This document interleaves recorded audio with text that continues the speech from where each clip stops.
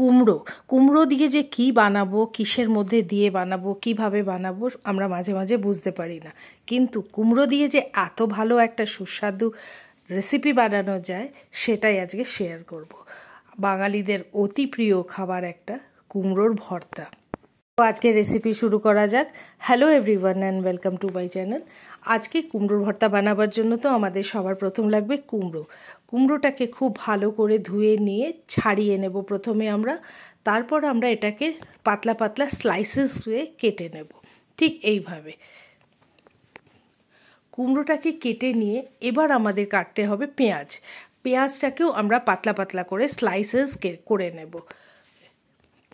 এই পেঁয়াজটা কিছুটা আমাদের ভাজা লাগবে, কিছুটা কাঁচা লাগবে, সেই জন্য আমাদের একটু পেঁয়াজ বেশি নিতে হবে। এইভাবে এবার আমরা একটা প্যান গরম করে নেব, তার মধ্যে নিয়ে নেব সর্ষে তেলটাকে গরম করে নিয়ে তার মধ্যে ভেজে নেব আমরা শুকনো লঙ্কা। এরপর এই তেলেই আমাদের ভেজে নিতে হবে কিছু রসুন। এখানে আমি 8-10 কোয়া রসুন ভেজে নিয়েছি।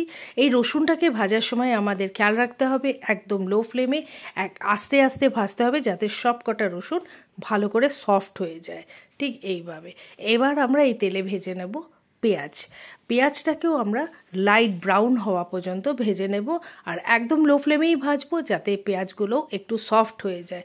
আর পেঁয়াজগুলো সফট হওয়ার জন্য আমরা এর মধ্যে দিয়ে দিতে পারি একটুখানি নুন, যাতে কি তাড়াতাড়ি পেঁয়াজগুলো সফট হয়ে যাবে। এবার পেঁয়াজগুলো আমাদের ভালো করে ভাজা হয়ে গেছে। এরপর এর মধ্যে আমরা ভাজবো আর একটু তেল নিয়ে নেব। তেল অ্যাড করে ওর মধ্যে দিয়ে দেবো কিছু জিরে। যেই জিরেটা ফ্রেগনেন্ট হয়ে যাবে ওর মধ্যে আমরা কুমড়োগুলোকে অ্যাড করে দেব। এর কুমড়োগুলো ভাজার সময় আমাদের খেয়াল রাখতে হবে মিডিয়াম টু লো ফ্লেমেই আমরা এটাকে সবসময় ভাজবো, যাতে কুমড়োগুলো খুব ভালো করে সেদ্ধ হয়ে যায় ভেতরে। আপনি যদি প্রথমবার এই চ্যানেলে এসেছেন তো অবশ্যই সাবস্ক্রাইব করে সাথে থাকবেন আরও এরকম ইন্টারেস্টিং রেসিপির জন্য। আরও অন্য ধরনের রেসিপির জন্য আপনি আমার ভিজিট করতে পারেন আরেকটি চ্যানেল, ডেসক্রিপশনে লিঙ্ক দেওয়া রইল।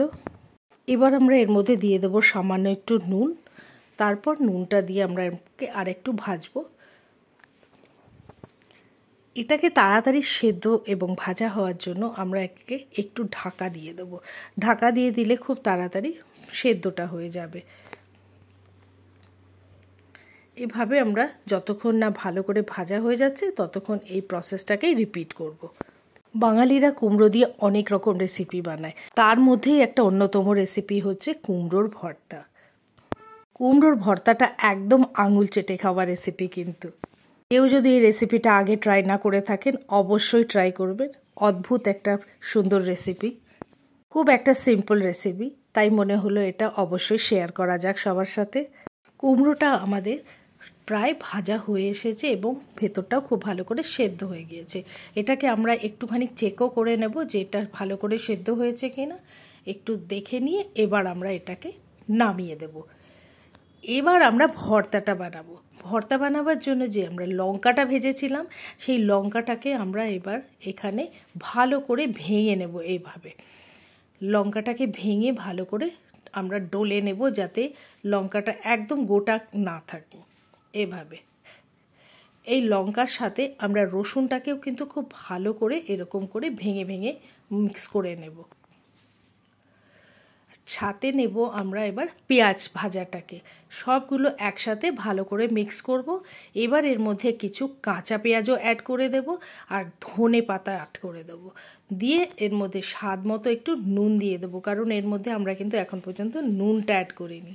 তাই সব দিয়ে প্রয়োজন হলে এর মধ্যে একটু লেবুর রসও অ্যাড করা যেতে পারে। এবার সব একসাথে ভালো করে মেখে নিয়ে এবার আমরা কুমড়োটাকে ভালো করে এরকম করে মেখে নেব, ঠিক এইভাবে। কি সুন্দর সফট হয়েছে কুমড়োটা, খুব ভালো সেদ্ধ হয়ে গেছে এবং ভাজাও হয়ে গেছে। এই কুমড়োর সাথে এবার আমরা মিক্স করে দেব পেঁয়াজ, রসুন আর লঙ্কা, আর একসাথে সবগুলোকে খুব ভালো করে মেখে নেব। এটাই হচ্ছে ভর্তাতে যত ভালো করে আমরা এটাকে মাখবো তত বেশি এটা কিন্তু টেস্ট হবে। এই ভর্তার মধ্যে যে পেঁয়াজ, লঙ্কা, রসুন ব্যবহার করা হয়েছে এটা কিন্তু অবশ্যই আপনি আপনার প্রয়োজন মতো এবং আপনি আপনার স্বাদ মতো ব্যবহার করবেন। তো তৈরি হয়ে গেল আমাদের আজকে খুব একটা টেস্টি রেসিপি কুমড়োর ভর্তা। এবার আমরা এটাকে গরম ভাতের সাথে খাবো। যখন কুমড়োর ভর্তাটা গরম ভাতের সাথে থাকবে সেই দিন আর অন্য কোনো রেসিপি মনে হয় না আর লাগবে আমাদের। তো এভাবে যদি রেসিপিটা ভালো লেগে থাকে অবশ্যই শেয়ার করবেন, আর একবার ট্রাই করে আমাকে কমেন্টে নিশ্চয়ই জানাবেন কেমন লাগলো আপনাদের আজকের রেসিপি। ভালো লেগে থাকলে সাথে একটা লাইক অবশ্যই করবেন, যাতে আমি বুঝতে পারি আপনাদের ভালো লেগেছে। আরও রেসিপির জন্য সাথে থাকবেন। আবার দেখা হবে নেক্সট ভিডিওতে আরেকটি এরকম ইন্টারেস্টিং রেসিপির সাথে। সকলে ভালো থাকবেন। Thank you so much for watching.